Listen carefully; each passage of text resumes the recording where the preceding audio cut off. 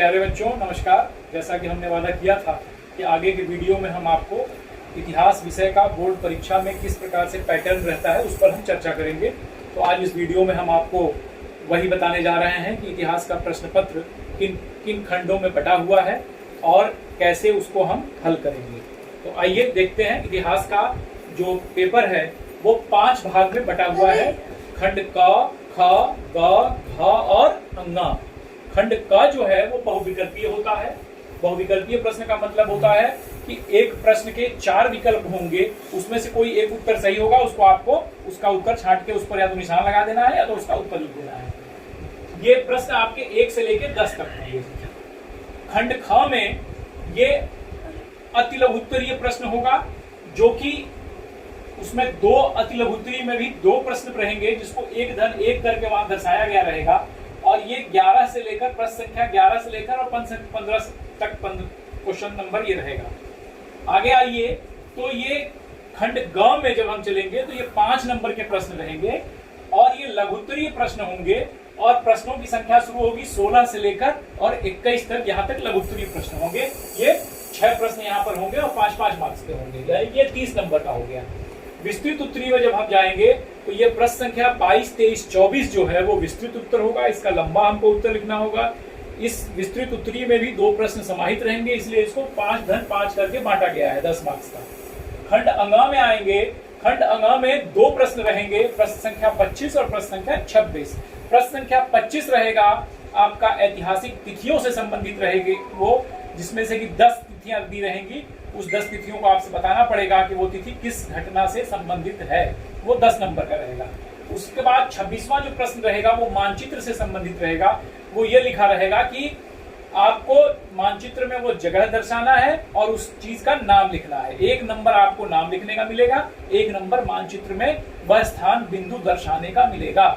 इस तरीके से ये 25 क्वेश्चन नंबर 25 है वो 10 नंबर का और क्वेश्चन नंबर 26 जो है वो भी 10 नंबर का। तो ये 20 नंबर का ये हो गया, 10 नंबर का ये 30 हो गया। ये 5-5 नंबर के 6 प्रश्न 30 और 30 60 हो गए। उसके बाद ये 10 नंबर का प्रश्न ये भी हो गया और बहुविकल्पीय भी 10। इस प्रकार से 100 नंबर के आपके ये पहला इतिहास का एक पेपर है, 100 नंबर का है। तो आइए इसको थोड़ा सा विस्तार से जानते हैं। खंड ख में हम बहुविकल्पीय प्रश्न उदाहरण के रूप में हमने यहाँ 2 प्रश्न लिखा है। पहला प्रश्न है हड़प्पा सभ्यता में विशाल स्नानागार कहाँ मिला है। जी हाँ, बिल्कुल आप लोग जानते हैं इसको। विशाल स्नानागार हड़प्पा सभ्यता में हमें ये 4 विकल्प दिए हुए हैं, हड़प्पा, मोहनजोदड़ो, लोथल और कालीबंगा। इसमें मोहनजोदड़ो में हमको विशाल स्नानागार मिला हुआ है, तो यहाँ पर हम ठीक लगा दिए और या तो उत्तर में यहाँ उत्तर करके और मोहनजोदड़ो लिख दिए। ये हमारा 1 नंबर का प्रश्न हो गया। यहाँ एक भी नंबर कटना नहीं है। ये जोदड़ो। अब आइए दूसरा प्रश्न उदाहरण के रूप में, सिंधु की घाटी सभ्यता का स्थल कालीबंगा कहां पर स्थित है। जी बिल्कुल आप जान रहे हैं, सारे स्थलों को विस्तार से बताया गया है। कालीबंगा भारत के राजस्थान में कालीबंगा स्थित है। यहां हम उत्तर करके और यहां लिख देंगे राजस्थान। यहां पर भी हमको 1 नंबर मिल गया। ये हमारा इस तरीके से अगर करते जाएंगे 10 प्रश्न के उत्तर अगर आप सही निशान लगा दिए तो आपको 10 नंबर यहाँ मिल जाएगा। एक भी नंबर आपका यहाँ कटना नहीं है। खंड क में ये आपके 10 नंबर के यहाँ पर प्रश्न आपके सही हो जाएंगे। आइए खंड ख में, जो कि अति लघु उत्तरीय है, हमने आपको बताया है इसमें 2 प्रश्न समाहित रहते हैं, एक धन एक करके यहाँ लिखा रहता है। तो जैसे उदाहरण के रूप में हड़प्पा सभ्यता के पतन के 2 कारण बताइए। आपको बताया गया है कि हड़प्पा सभ्यता का पतन कैसा हुआ। इतिहासकार चूंकि एक मत नहीं है, लेकिन अलग अलग कारण उन्होंने बताए हैं। आपको यहाँ 2 कारण मान लीजिए, आपने एक कारण लिख दिया पतन का कि जलवायु परिवर्तन। तो ये जलवायु परिवर्तन आपने यहाँ लिख दिया, आपको 1 नंबर इसका मिल गया। आपने दूसरा कारण यहाँ लिख दिया, क्या बहुत से कारण है, आपने मान लीजिए लिख दिया बाह्य आक्रमण। यहां पर भी आपको 1 नंबर मिल गया, यानी कि 2 नंबर आपको यहां पर भी मिल गए। 1 नंबर भी यहाँ कटना नहीं है आपका। आपने 2 कारण पूछे, 2 कारण आपने बता दिए, आपको 2 नंबर यहाँ पर मिल गया। इस तरीके के ये 5 प्रश्न होते हैं और एक प्रश्न 2-2 नंबर का, तो ये हो गया 10 नंबर का। ये भी आपका सही हो गया।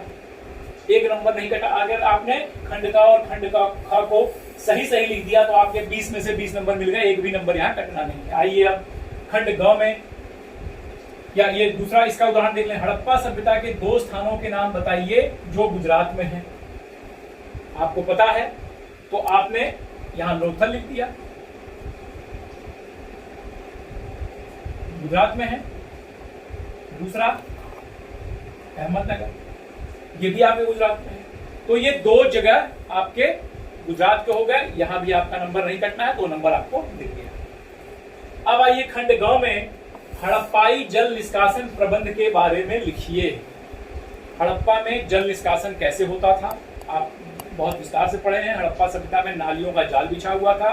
प्रत्येक घरों में जो शौचालय हुआ करते थे, स्नान घर होते थे या जो रसोई घर होते थे, वहां से पतली नालियां, ढकी हुई नालियां जाकर सड़कों में मेन नाली में मिल जाती थी। और मेन नाली भी ढकी हुई भी मिली है, खुली भी मिली है। और वो मेन नाली जो बड़े नाले में मिल जाता था, और जो बड़ा नाला होता था उसमें जगह जगह गड्ढे होते थे। उन गड्ढों में कचड़े इकट्ठे हो जाते थे। उसके बाद ऊपर से पानी बहता था। बाद में जो है सफाई कर्मचारी उन कचड़ों को निकाल लेते थे ताकि नालियां कभी जाम नहीं होती थी। तो इस तरीके से उनका जल निष्कासन की व्यवस्था थी। ये 5 नंबर का प्रश्न है। अगर आपने इतनी सारी चीजें लिख दी हैं, इतनी सारी, तो आपको 5 में 5 भी मिल सकता है।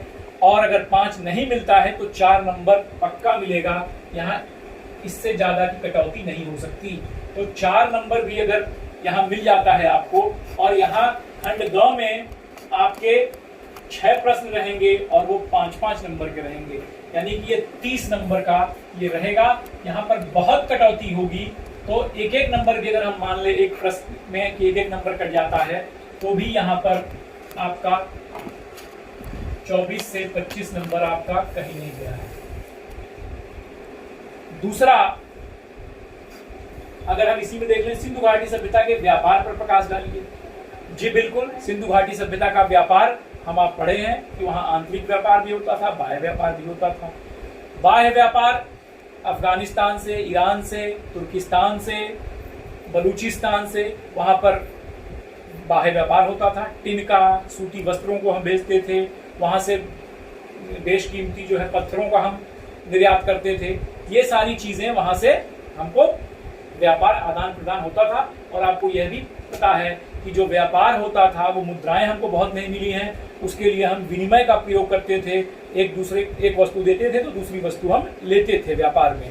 और व्यापार जो यहाँ से जाता था वो बकायदा बोरे में बंद होकर नावों के माध्यम से व्यापार होता था। लोथल में बंदरगाह था जहाँ से बड़ी बड़ी नावों के माध्यम से व्यापार हम करते थे। और बंद जो बोरे थे या बंद सामान में मोहर लगती थी, सील लगता था, ताकि वो सील ये पता चल जाए कि उनको कोई खोला तो नहीं है, वो सील सुरक्षित गया है कि नहीं गया है। इस उच्च कोटि का व्यापार वहां पर था। ये सारी चीजें आपको यहाँ पर लिखनी है। 5 नंबर का है, यहाँ पर भी आपको 5 में 5 या 4 तो पक्का मिलेगा। अब आइए खंड घ में सिंधु घाटी सभ्यता के नगर नियोजन पर प्रकाश डालिए। साथ ही यह भी बताइए कि उसे नगरीय सभ्यता कहना कहाँ तक उचित होगा। यह विस्तार का प्रश्न है। 2 प्रश्न इसमें भी समाहित है। एक आपको बताना है नगर नियोजन का प्रकाश डालना है, और दूसरा इसे नगरीय सभ्यता कहाँ तक कहना उचित होगा, यह भी आपको बताना है। तो बच्चों, यहाँ आप जानते हैं कि ये जो नगर नियोजन यहाँ का था वो आज ही की तरह बहुत बढ़िया तरीके का था। वहाँ बड़े बड़े भवन मिले हैं, छोटे भवन भी हैं, बड़े भवन भी हैं। छोटे भवन जो मिले हैं वो 2 कमरे के मिले हैं। बड़े बड़े भवन जो है इसके आकार दुगने होते थे। बड़े भवन में हमें 30 कमरों तक का मिला है, जिसे हम राजमहल की भी संज्ञा दे सकते हैं। और वहां पर वहां नगरों के साथ साथ जो महल वो बने हुए हैं बड़े बड़े, वहां पर मकानों में सीढ़ियां बनी हैं, पक्की ईंटें का प्रयोग हुआ है, सीढ़ियां पक्की होती थी। उन मकानों में आंगन होता था। मुख्य द्वार से खुलते ही जो है आंगन पहले मिलता था। आंगन के चारों तरफ कमरे बने होते थे, उनमें शौचालय होते थे, उनमें स्नानागार होता था। उसमें अत्याधुनिक जो आज हम प्रयोग करते हैं सामान, वो सारी चीजें वहां देखने को मिली हैं। समाज भी 2 वर्गों में, उच्च कोटि के वर्ग में और निम्न कोटि के वर्ग में वहां पर भी विभाजित था। जो उच्च वर्ग के लोग थे वो बहुमूल्य और महंगी वस्तुओं का प्रयोग करते थे, और जो कम गरीब लोग थे वो लोग साधारण वस्तुओं का प्रयोग कर। ये नगर नियोजन पूरी व्यवस्था को आपको लिखना है। मकान के दरवाजे, जो मेन दरवाजा था वो मुख्य रोड पर खुलता था, लेकिन खिड़कियां गली में खुलती थी। क्रॉस वेंटिलेशन का, हवा का आदान प्रदान हो सके, उसका बहुत उत्तम व्यवस्था था। ये सारी चीजें आपको नगरीय व्यवस्था में दर्शाते हुए और आपको यह बताना है कि आज की जो नगरीय व्यवस्था है उससे कहीं भी वो सिंधु घाटी सभ्यता की व्यवस्था कम नहीं थी। अतः ऐसी परिस्थिति में हम उसमें आप नाली भी इसमें दर्शा सकते हैं कि नालियों का था, रोड का ऐसा जंजाल था कि रोड संपूर्ण पर काटती थी, चौड़ी चौड़ी सड़कें हुआ करती थी, उसमें 10 मीटर तक की सड़क मिली है, जो छोटी गली की सड़क मिली है 1 से लेकर 2 मीटर तक मिली है। इन सारी चीजों का उल्लेख करते हुए आपको अंत में दूसरे पार्ट में आ जाना है कि इस तरह से हम यह बता सकते हैं कि वो पूर्णतया नगरीय नियोजन की व्यवस्था वहां सिंधु घाटी सभ्यता की थी। इस तरीके से यहाँ आपने अगर इसको विस्तार से बता दिया, 10 नंबर का प्रश्न है, यहाँ पर आपको 8 नंबर तो मिलना ही मिलना है। 8 नंबर से यहाँ आपको कम नहीं मिलेगा। अगर आपने इसी तरीके से यहाँ 3 प्रश्न है तो आपके 10-10 नंबर के 30, तो यहाँ पर 8 3 24 नंबर आपका ये कहीं नहीं गया है। अब इसके आगे हम पढ़ेंगे, अगला देखते हैं कि प्रश्न संख्या 25 जो ऐतिहासिक तिथियों से संबंधित है और प्रश्न संख्या जो 26 है वो मानचित्र से संबंधित है। तो अब हम अगला देखते हैं कि ऐतिहासिक तिथि किस प्रकार से। अगला है प्रश्न संख्या 25वां। आइए हम देखते हैं 25वें प्रश्न संख्या में ऐतिहासिक तिथियों के बारे में पूछा जाता है। तो प्रश्न क्या बनता है, ऐतिहासिक तिथियों से संबंधित घटनाओं का उल्लेख करिए। ये तिथि 10 दी रहती है और ये 10 नंबर का प्रश्न रहता है, यानी कि एक तिथि को अगर आप लिख लेंगे उसका विस्तार से उसकी घटनाओं का उल्लेख कर देंगे तो आपको 1 नंबर मिल जाएगा। इस तरीके से 10 प्रश्न का आप उत्तर दे देंगे तो 10 नंबर मिल जाएगा। तो आइए जैसे उदाहरण के रूप में 1826, 1921 और 1922, ये 3 हमने एक उदाहरण के रूप में दिए। अब से 1826 आपने अगर पढ़ा है इस सभ्यता को तो आपको पता होगा कि 1826 में चार्ल्स मेसन ने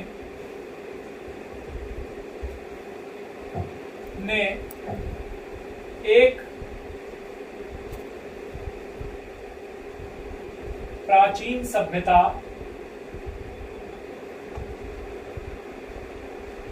हड़प्पा में पाए जाने की पुष्टि की है।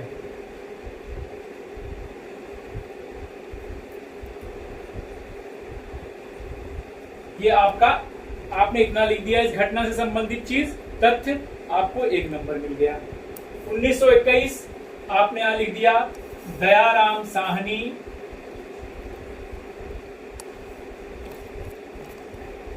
द्वारा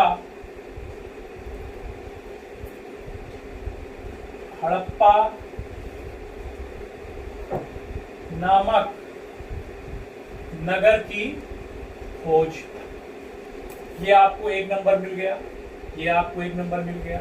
इसी तरीके से 1922 में पूछा है कि 1922 किस लिए पर चर्चित है, तो 1922 में राखाल दास बनर्जी द्वारा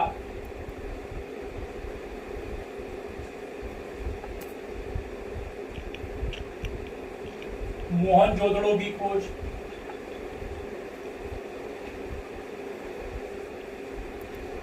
ये आपका 1 नंबर मिल गया।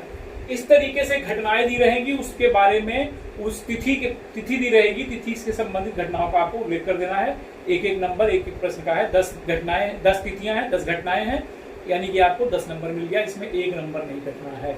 अगर आपने पूरा लिख दिया तो पूरा आपको उत्तर मिलेगा। अगला ये 26वां प्रश्न है, भारत के रेखा मानचित्र पर निम्न स्थानों को इस बिंदु द्वारा दर्शाइए, उनके नाम भी लिखिए। यहाँ पर 2 चीज पार्ट बढ़ गया। एक क्या है, स्थानों को इससे आपको दर्शाना है बिंदु से, और दूसरा क्या है, उसके नाम भी लिखने हैं। उदाहरण, हड़प्पा सभ्यता का वह स्थान जहां बंदरगाह के अवशेष मिले हैं। आपको पता है कहाँ मिले हैं बंदरगाह के अवशेष? लोथल में मिले हैं। लोथल कहाँ है? गुजरात में। भारत का नक्शा यहाँ बना हुआ है, भारत का मैप आपको मिलेगा परीक्षा में।